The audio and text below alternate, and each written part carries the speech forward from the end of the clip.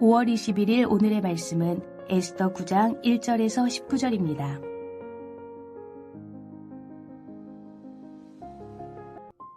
아달월 곧 12째 달 13일은 왕의 어명을 시행하게 된 날이라. 유다인의 대적들이 그들을 제거하기를 바랐더니 유다인이 도리어 자기들을 미워하는 자들을 제거하게 된 그날에 유다인들이 아하수에로 왕의 각 지방, 각 읍에 모여 자기들을 해하고자 한 자를 죽이려 하니 모든 민족이 그들을 두려워하여 능히 막을 자가 없고 각 지방 모든 지방관과 대신들과 총독들과 왕의 사물을 보는 자들이 모르드게를 두려워하므로 다 유다인을 도우니 모르드게가 왕궁에서 존귀하여 점점 창대하매 이 사람 모르드게의 명성이 각 지방에 퍼지더라. 유다인이 칼로 그 모든 대적들을 쳐서 도륙하고 진멸하고 자기를 미워하는 자에게 마음대로 행하고 유다인이 또 도성 수산에서 500명을 죽이고 진멸하고 또 바산다다와 달본과 아스바다와 보라다와 아달리아와 아리다다와 바마스다와 아리세와 아리데와 외사다 곧 함무다다의 손자요 유다인의 대적 하만의 10 아들을 죽였으나 그들의 재산에는 손을 대지 아니하였더라. 그날에 도성 수산에서 도륙한 자의 수요를 왕께 하래니 왕이 왕후 에스더에게 이르되 유다인이 도성 수산에서 이미 500명을 죽이고 멸하고 또 하만의 10 아들을 죽였으니 왕의 다른 지방에서는 어떠하겠느냐. 이제 그대의 소청이 무엇이냐 곧 허락하겠노라. 그대의 요구가 무엇이냐 또한 시행하겠노라 하니 에스더가 이르되 왕이 만일 좋게 여기시면 수산에 사는 유다인들이 내일도 오늘 조서대로 행하게 하시고 하만의 10 아들의 시체를 나무에 매달게 하소서 하니 왕이 그대로 행하기를 허락하고 조서를 수산에 내리니 하만의 10 아들의 시체가 매달리니라. 아달월 14일에도 수산에 있는 유다인이 모여 또 300명을 수산에서 도륙하되 그들의 재산에는 손을 대지 아니하였고 왕의 각 지방에 있는 다른 유다인들이 모여 스스로 생명을 보호하여 대적들에게 벗어나며 자기들을 미워하는 자 7만 5천 명을 도륙하되 그들의 재산에는 손을 대지 아니하였더라. 아달월 13일에 그 일을 행하였고 14일에 쉬며 그날의 잔치를 베풀어 즐겼고 수산에 사는 유다인들은 13일과 14일에 모였고 15일에 쉬며 이날에 잔치를 베풀어 즐긴지라. 그러므로 시골의 유다인 곧 성이 없는 고을고을에 사는 자들이 아달월 14일을 명절로 삼아 잔치를 베풀고 즐기며 서로 예물을 주더라. 에스더 9장 1절에서 19절 말씀을 함께 묵상하겠습니다.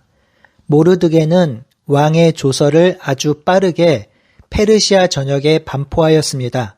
이렇게 함으로써 유다인을 죽이려고 했던 대적자들의 횡포에서 유다인들을 구출하였고 두려움과 무서움의 상황 속에 놓인 동족을 해방하였습니다. 오늘 본문은 유다인을 쳐 죽이기로 한 날인 아달월, 즉 12월 13일에 유다인이 대적을 치는 사건을 기록하고 있습니다. 첫째 단락 1절에서 4절은 모르드게의 명성이 왕궁과 각 지방에 퍼졌다는 것을 말하고 있으며 둘째 단락 5절에서 16절은 유다인이 하만의 아들들과 대적들을 멸하는 사건과 수산성에 사는 대적들을 멸하는 장면입니다. 셋째 단락 17절에서 19절은 유다인이 승리의 잔치를 벌이는 장면입니다. 첫째 단락 1절에서 4절을 살펴보겠습니다. 12월 13일은 왕의 어명이 시행된 날입니다. 에스더 저자는 이 날이 원래 대적들이 유다인을 죽이기로 한 날인데 도리어 유다인이 그의 대적들을 치는 날이 되었다고 분명히 말합니다. 이는 유다인이 개인적인 욕심이나 사사로운 감정으로 전쟁을 일으킨 것이 아님을 분명히 말해주는 것입니다. 이날 아하수에로의 각 지방, 각 성읍에 모여 유다인을 죽이려고 했던 자들이 도리어 자신들이 죽임을 당했음을 거듭 강조하고 있습니다. 이렇게 유다인이 대적들을 진멸할 때 모든 민족이 유다인을 두려워서 막을 수가 없었습니다. 또한 왕의 사물을 보는 자들이 모르드게를 두려워하여 모두 유다인을 도왔고 모르드게는 왕궁에서 존귀하게 되고 창대하게 되었으며 그의 명성이 각 지방에 퍼졌다고 합니다. 이 단락에서 중요한 것은 많은 민족이 모르드게의 명성으로 인해 모르드게와 유다인을 도왔다는 점입니다. 이는 하나님의 도우심과 인도하심 때문임을 간접적으로 드러냅니다. 구약 성경에서는 선한 일을 도모하고 높은 지위에 오르며 명성을 얻는 것을 하나님의 인도와 도우심으로 이해하는 경우가 많습니다. 대표적인 인물이 요셉이고 다윗입니다. 이 모르드게의 삶은 요셉과 닮아 있으며 하나님께서 모르드게를 인도하시고 유다인을 돌보신다는 사실을 잘 드러내 보여줍니다. 둘째 단락 5절에서 16절을 살펴보겠습니다. 이 단락에서 가장 중요한 절은 5절입니다. 유다인이 칼로 모든 대적을 쳐서 도륙하고 진멸하며 자신을 미워하는 자들에게 마음대로 행했다는 내용입니다. 수산성에서 500명을 죽이고 하만의 10 아들을 죽였다고 기록되어 있습니다. 이 구절이 중요한 이유는 유다인의 이 전쟁이 민족적인 이익이나 세력 확장을 위한 정복전쟁이 아님을 분명히 하기 때문입니다. 유다인이 상대한 대상은 모든 대적입니다. 일반 백성이 아니라 유다인을 죽이려고 계획했던 자들을 향한 전쟁이란 것이지요. 유다인은 정복전쟁이나 땅을 빼앗기 위한 전쟁을 한 것이 아니라 자유권을 발동하여 자신들의 생존을 위한 전쟁을 한 것입니다. 또 여기서 한 가지 중요한 것은 5절에 치다라는 동사가 히브리어로 낫카인데요. 이는 치다, 때리다, 죽이다라는 의미가 있는데 주체가 하나님이 될 때 자주 사용되는 동사로서 신학적으로 아주 중요한 단어입니다. 하나님이 행하시는 전쟁이나 재앙, 심판에 이 동사가 사용되기 때문입니다. 열왕기하 6장 18절, 신명기 28장 22절, 27절 28절, 레위기 26장 24절, 사무엘하 6장 7절 등 하나님께서 행하시는 심판과 재앙 그리고 전쟁에는 이 동사가 사용됩니다. 따라서 12월 13일에 일어난 이 전쟁은 하나님께서 행하시는 전쟁임을 시사합니다. 하나님은 유다인이 말씀을 떠나 포로로 끌려가 식민 지배를 받고 있음에도 불구하고 그들을 여전히 지키고 인도하고 계십니다. 그러므로 이 전쟁은 하나님의 전쟁이며 하나님의 의를 위한 전쟁, 구원을 위한 전쟁, 부분적으로는 헤렘 전쟁의 성격을 띱니다.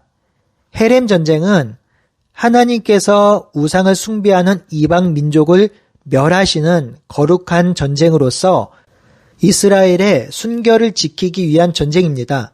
대표적인 예가 가나안 정복 전쟁이죠. 이 전쟁은 죄를 멸하고 하나님을 대적하는 자들을 향한 전쟁입니다. 이 헤렘 전쟁의 특징은 승리한 후 전리품을 하나님께 드리고 백성들이 취하지 않는 것인데요. 오늘 본문 10절과 16절에서 유다인이 대적의 재산에는 손을 대지 않았다고 기록하는데요. 이것을 보면 헤렘 전쟁과 맥을 같이 합니다. 물론 이 전쟁이 완전한 헤렘 전쟁이라고 할 수는 없지만 그 성격이 분명히 드러납니다. 결국 불임절의 기원이 된 이날의 전쟁은 하나님께서 대적에게 내리신 심판 전쟁이며 하나님의 백성을 보호하고 인도하신 전쟁입니다. 사랑하는 성도 여러분, 우리가 지금 해야 할 전쟁은 군사적으로 행하는 전쟁이 되어서는 안 됩니다. 지금 우리가 싸워야 할 전쟁은 사탄과의 전쟁, 죄와의 전쟁, 불의와의 전쟁입니다. 그리스도인은 군사적 도발이나 물리적 전쟁을 할 수 없습니다. 그러나 악한 세력과는 반드시 싸워야 합니다. 그래서 사도 바울은 우리의 씨름은 혈과 육을 상대하는 것이 아니요 통치자들과 권세들과 이 어둠의 세상 주관자들과 하늘에 있는 악의 영들을 대항함이라 라고 하였습니다. 우리가 하나님의 백성으로 이 땅에서 악과 죄와 부정과 불법과 싸우게 될 때 하나님께서 우리를 지키시고 보호하시고 인도하실 것입니다. 이것이 에스더에서의 가장 중요한 교훈 중 하나입니다. 셋째 단락 17절에서 19절을 살펴보겠습니다.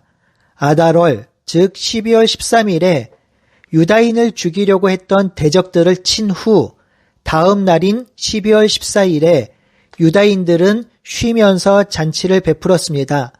시골의 유다인, 곧 성이 없는 고을에 사는 자들은 아달월 14일을 명절로 삼고 잔치를 베풀고 서로 예물을 나누었습니다.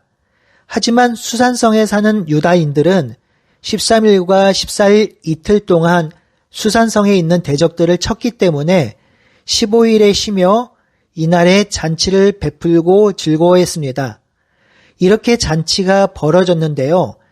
19절에 잔치를 뜻하는 단어가 마시테로 기록되어 있는데요. 이는 3장 15절에 마시데라고 번역된 사타와 어근이 같습니다. 제가 지난주 월요일에 에스더 개론을 설명할 때 에스더에서 가장 중요한 주제 중 하나가 잔치라고 말씀드렸습니다. 에스더는 잔치를 중심으로 전개되고 마무리가 됩니다. 아하수에로 왕이 베푼 잔치에서 왕후 와스디가 폐위되었고 에스더가 베푼 잔치에서 하만이 처형되었으며 또한 마지막에는 전쟁의 승리를 기념하는 하나님의 잔치에서 유다인이 기쁨을 누립니다.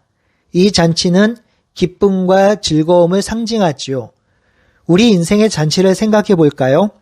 우리는 살면서 혼인잔치, 태어남을 축하하는 잔치, 질병에서 치유되어 가족과 함께 누리는 잔치, 아이들의 첫돌 생일잔치, 부모님의 건강을 기뻐하는 칠순잔치 등 우리의 삶과 인생에는 기쁨과 즐거움과 삶의 활력을 주는 다양한 잔치들이 있습니다. 그러나 우리에게는 이와 비교할 수 없는 참된 기쁨과 즐거움과 희락의 잔치가 예비되어 있습니다.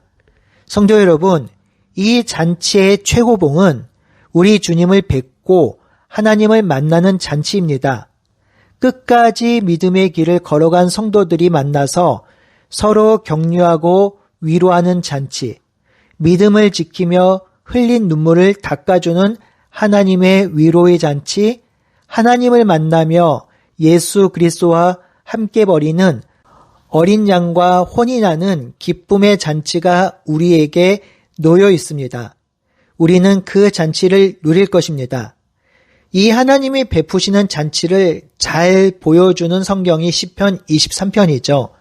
시편 23편에서 하나님이 우리에게 상을 베푸신다고 했는데 이 상이 바로 잔치상입니다. 하나님은 우리에게 잔치를 베푸시며 우리를 쉴만한 물가로 인도하신다고 말씀하시고 약속하셨습니다. 우리는 이 마지막 날에 누릴 잔치를 기대하며 소망합니다. 또한 하나님께서는 말씀으로 우리들에게 매일매일 함께하여 주시며 말씀의 잔치를 벌여 주십니다. 그러니 오늘도 하나님께서 주시는 그 말씀의 잔치를 누리며 또한 예수 그리스도의 오심으로 완전히 누리게 될 어린 양과의 혼인 잔치를 기억하며 오늘 하루도 기쁨으로 살아가는 우리 모두가 되길 바라고 소원합니다. 함께 기도하겠습니다. 하나님, 피지배 민족으로 살아가는 유대인들, 이들은 범죄하였음에도 불구하고 하나님께서 지키시고 인도하여 주시고 보호하여 주십니다. 그들을 그냥 두는 것이 아니라 마지막에 역전의 잔치를 베푸심으로 그들에게 기쁨을 허락하셨습니다. 이 잔치가 우리에게도 베풀어질 것입니다. 날마다 말씀의 잔치를 벌여주시며 또 예수 그리스도께서 오실 때에 완전한 잔치를 우리에게 약속하셨습니다. 이 구원의 잔치, 기쁨의 잔치, 말씀의 잔치를 우리가 기억하게 하여 주시고 오늘 하루도 하나님이 베풀어 주시는 기쁨의 상, 잔치를 누리며 살아갈 수 있는 귀한 한날이 될 수 있도록 인도하여 주시옵소서. 살아계신 예수님의 이름으로 기도드리옵나이다. 아멘.